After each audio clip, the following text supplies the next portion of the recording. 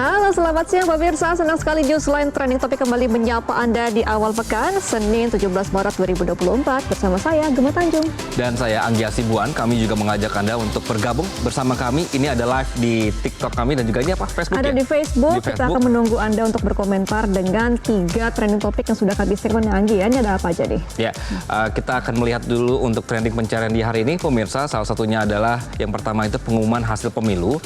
Yang kenapa ini jadi trending pencarian itu ada 9.000 ya yang nyari ya. Ini berkenaan dengan ternyata KPU bilang mereka akan menargetkan lebih cepat, selesai lebih cepat. Selesai lebih cepat. Apalagi tanggal 20 Maret ya 2024. Nah, kemudian di trending kedua adalah All England 2024. Nah, ini Indonesia penantian 30 tahun akhirnya bisa ketemu lagi All Indonesian Final. Kita akan membahas mengenai bagaimana akhirnya Jojo bisa memenangkan pertandingan untuk single putra dan apakah ada kesulitan ya kemarin ketika bertanding di All England. Kita akan membahas tuntas nanti di segmen selanjutnya ya, Anggi. Ya, kemudian juga trending yang ketiga atau yang pencarian yang tinggi juga di hari ini ada berkenaan dengan banjir di Jawa Tengah.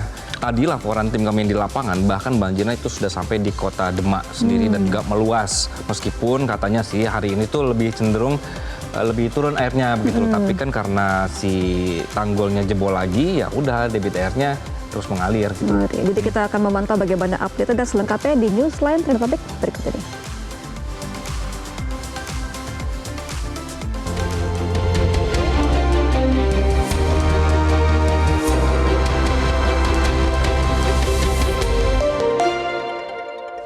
Nah, pemirsa, ternyata kan rekapitulasi yang dilakukan oleh KPU ini berjalan lebih cepat. Jadi mereka melakukan kemarin itu ada 2 pleno sekaligus gitu, ada dua pleno yang diadakan dan ternyata hari ini dianggap akan selesai targetnya begitu.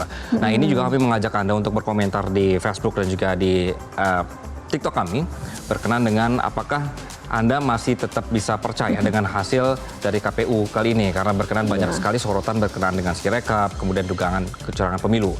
Nah, meskipun kita akan terus mendukung hasil yang resmi begitu ya, yang kemudian hasil resminya akan diumumkan hari ini juga kalau misalnya memang itu akan selesai. Nah, yang terakhir ini ada 5 provinsi ya.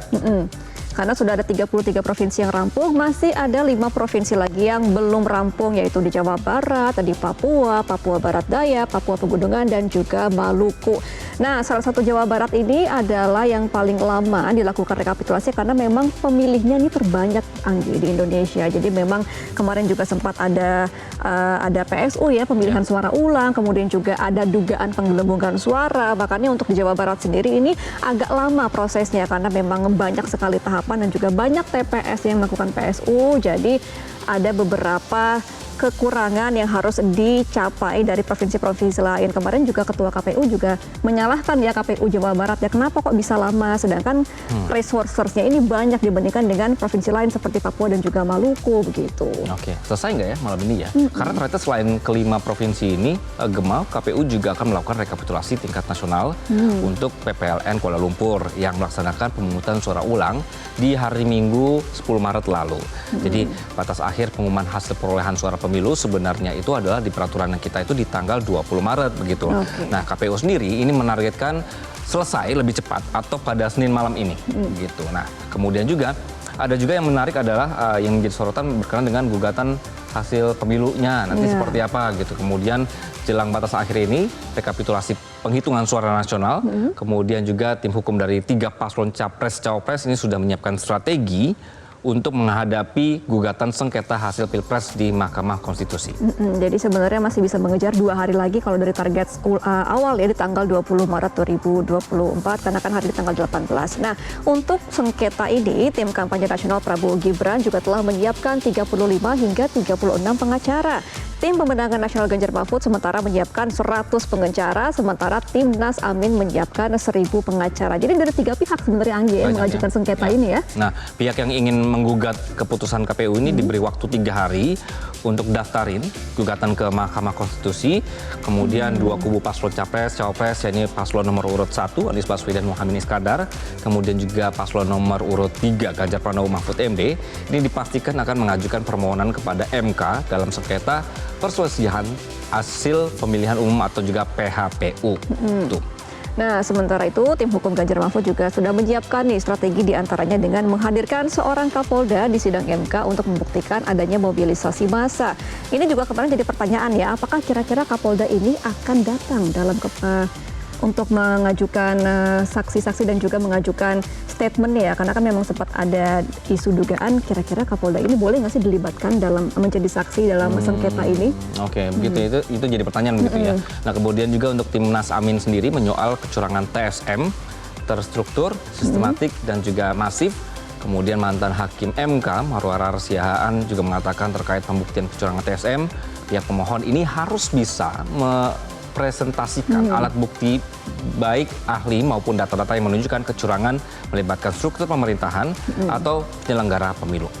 Oke, dan langsung saja kita juga akan memantau ya, sudah ada rekan kami di KPU RI yaitu Fadila Syarafina untuk memantau bagaimana rekapitulasi di hari ini. Kita akan langsung sapa ya. Selamat siang Fadila.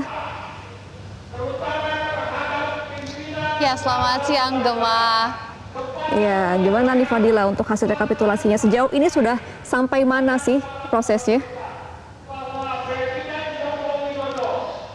Ya, Gemma, seperti yang Anda sampaikan tadi, memang sampai saat ini KPU ini sudah melakukan rekapitulasi di 33 provinsi di Indonesia, sehingga masih ada 5 provinsi lagi yang belum dilakukan rekapitulasi. Pada hari ini sendiri KPU sudah menjadwalkan sebanyak 5 provinsi terakhir dan juga 1 PPLN ini untuk melakukan rekapitulasi pada hari ini.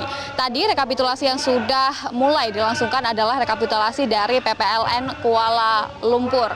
Tadi sudah dimulai sejak pukul 12 siang, namun tadi dihentikan sementara, kemungkinan akan dilanjutkan kembali pada malam hari. Nah, untuk provinsi yang belum melakukan rekapitulasi pusat di KPU ini diantaranya adalah Jawa Barat, kemudian juga Papua Barat Daya, kemudian Papua Pegunungan, dan juga Maluku. Tadi disampaikan oleh pihak KPU, sebenarnya pihak dari KPU Papua Barat Daya ini sudah tiba di KPU dan sudah membawa logistiknya dan lain sebagainya. Saat ini sedang diperiksa. Juga diperiksa personilnya apakah sudah lengkap, baik dari Bawaslu, kemudian juga KPU, kemudian juga saksi-saksi dan lain sebagainya. Nanti apabila sudah lengkap, kemungkinan yang akan melanjutkan proses rekapitulasi pada hari ini adalah dari KPU Papua Barat Daya. Nanti sebenarnya apabila ada provinsi lain yang sudah tiba, kemudian juga sudah lengkap begitu berkasnya dan juga personilnya, kemungkinan KPU juga akan membuka 2 pleno, yaitu pleno A dan juga pleno B. Nah, pleno A ini berada di gedung KPU RI lantai 2, sementara pleno B ini berada di lapangan atau halaman kantor KPU RI Pusat.